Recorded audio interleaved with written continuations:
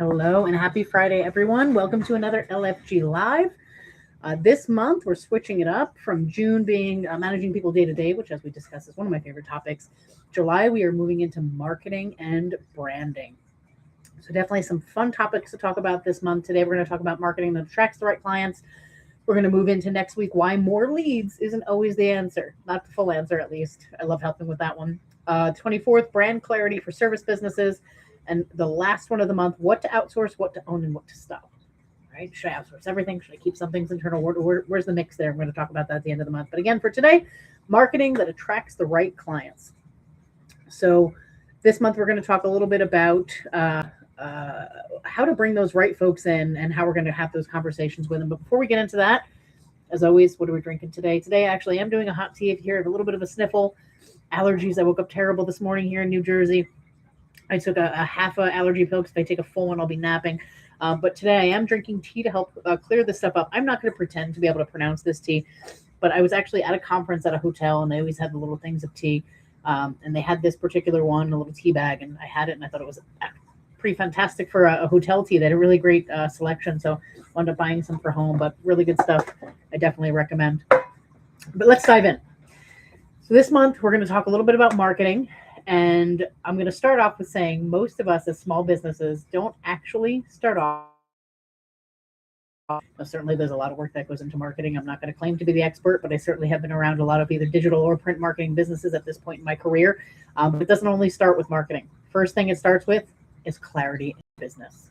When I talk about clarity, it's really understanding what does your business do? Who are they for? What makes you different? What are you actually selling beyond the surface level description of your service? Are you really in tune with what you're specifically doing in your business?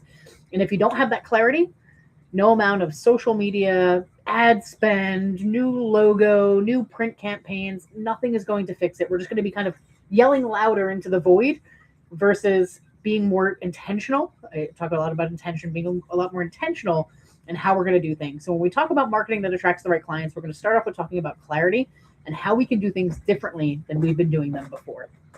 So sorry, I actually clicked off the screen there.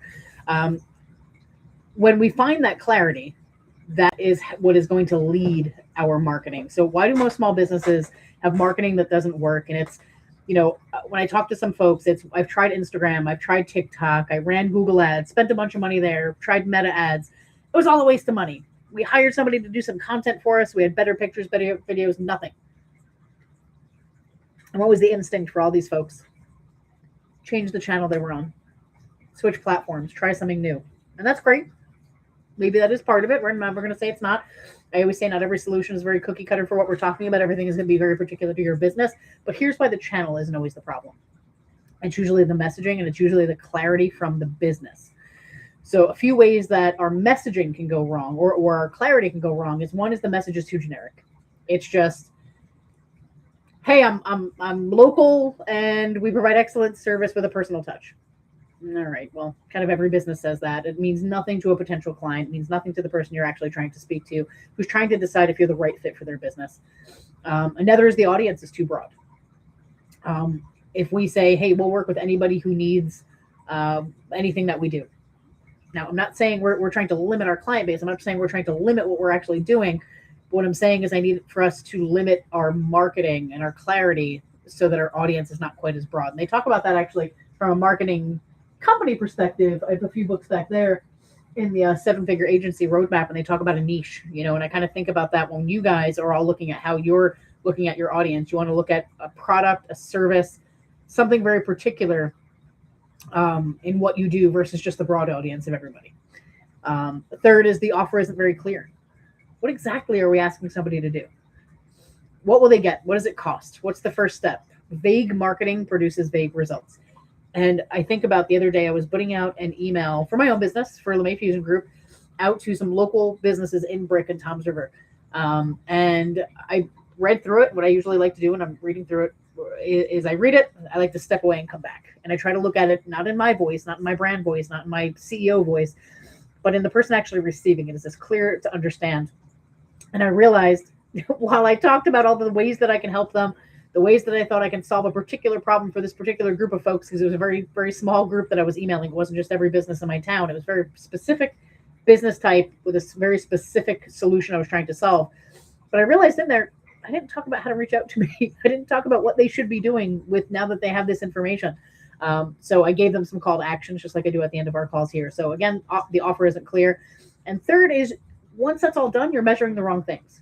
Followers, likes, impressions, those matter. Don't get me wrong. I am a KPI and metric person. I love looking at all the data that comes in. But at the end of the day, none of those pay you. None of those pay your team. Leads, conversations, and conversions do. And we're going to talk a little bit more in the later weeks about what we're doing with those leads. Because again, as a marketing initiative, whether you have an outside company or you're doing it internally, you can have 100 leads coming in a week. If we're not handling properly, they don't mean anything. So make sure we're measuring the right thing.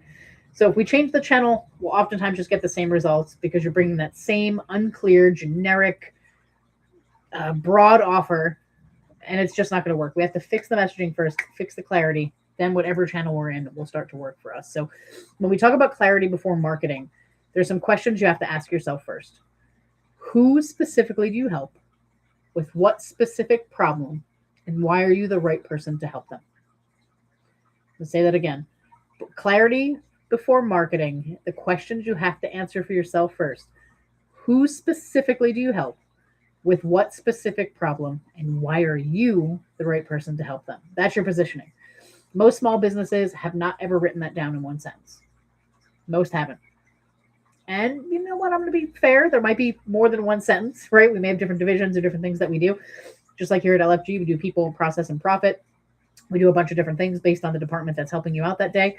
But make sure we're trying this format, at least for our main business, and try this. We help specific type of client who, specific problem or situation, get specific outcome without common frustration or fear. Notice what all that requires when we're talking about those. It requires a specific type of client, not small business, not anybody in our town who needs us, but a specific type of client. A specific problem. Not they need our service, but what actually keeping them up at night.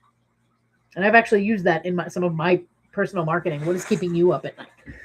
The specific outcome. What life looks like after working with you. And a specific relief. The thing that they're afraid of or tired of that you remove. So when I think about some of the things I've done with LFG, for those of you who know me, I am in the Jersey Shore area where we see an uptick in hiring because it's tourist season for us, right? So I was looking at local seasonal-based businesses that need to hire, onboard, and train, and of course be legally compliant with all those things.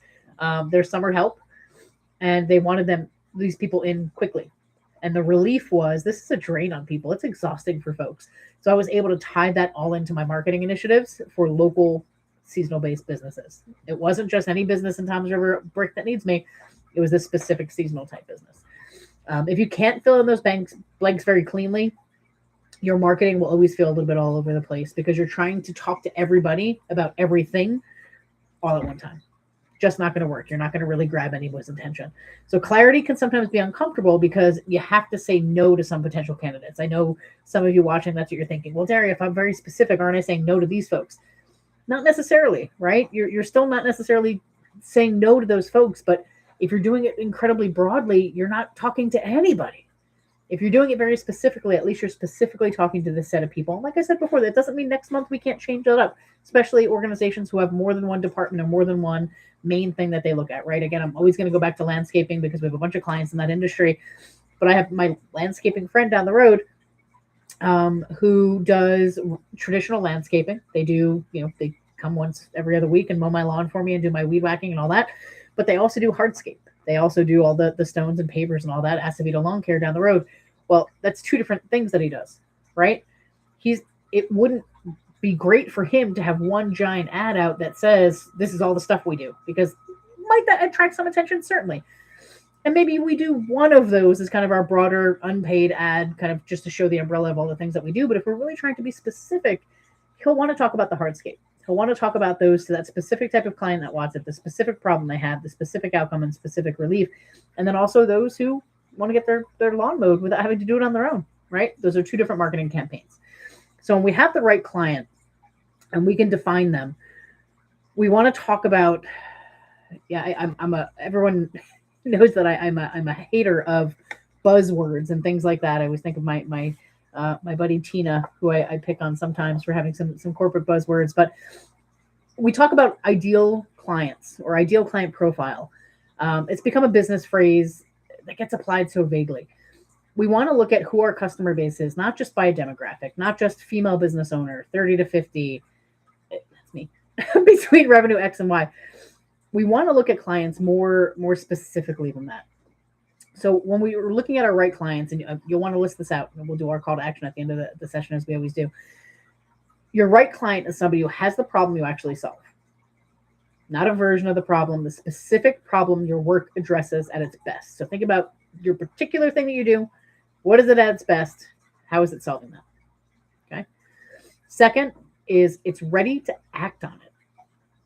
Awareness of a problem is not the same as urgency to fix it.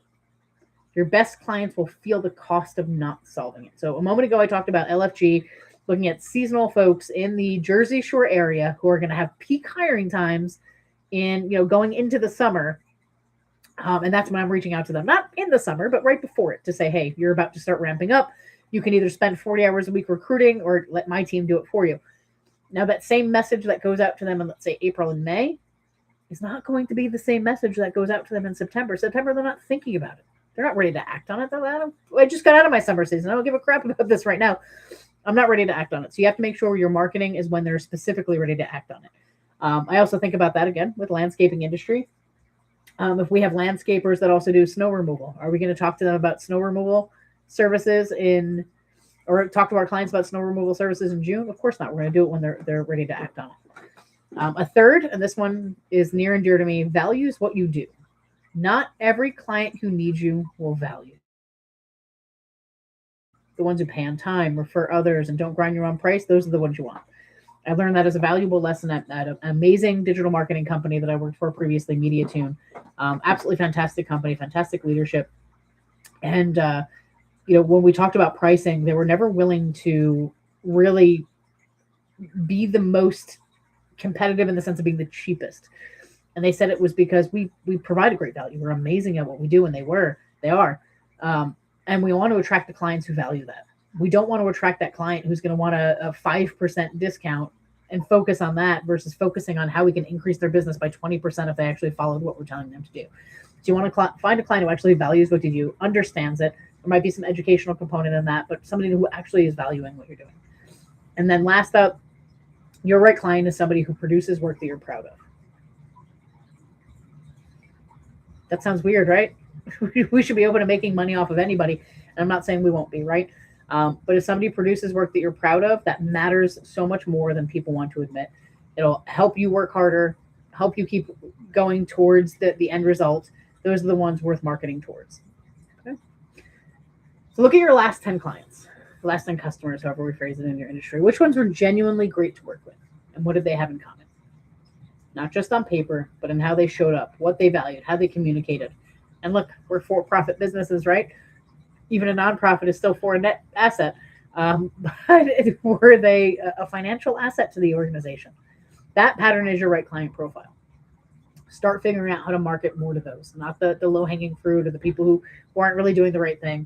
Let's start marketing to them. So what changes when you market with clarity? When you have clarity on who you're for and what you do, your website, your marketing, stop trying to talk to everybody and start speaking directly to the person who you want to reach out to you. Your content gets easier to create because you're not guessing what to say. You know what to say because that's what your client is thinking about. Your sales conversations are shorter because the right people show up already kind of pre-sold on what you do. Your wrong fit clients self-select out. They read your positioning. They know you're not for them. And that's not a loss. That's the system working for you.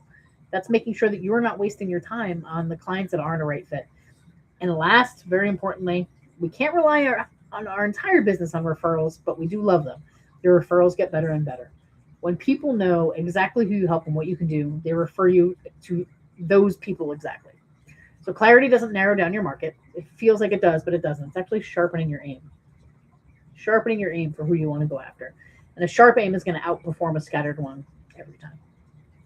So Let's talk about some questions that I always like to pose at the end, and then we'll have some brief homework, right? So, can you describe your ideal client in 2 sentences or less? That's a tough one. That's a really tough one. I know for me at LFG, very tough one. Even for some of my other businesses, um, truly a tough one. And I actually have one business, LeMay Signature Services, where I'm a notary agent, where I really had to narrow that down too. Who is my ideal type of client? Who do I really want to work with? It's tough to do, but you got to do it. What's the one type of client you do your best work with, and do you actively market to them?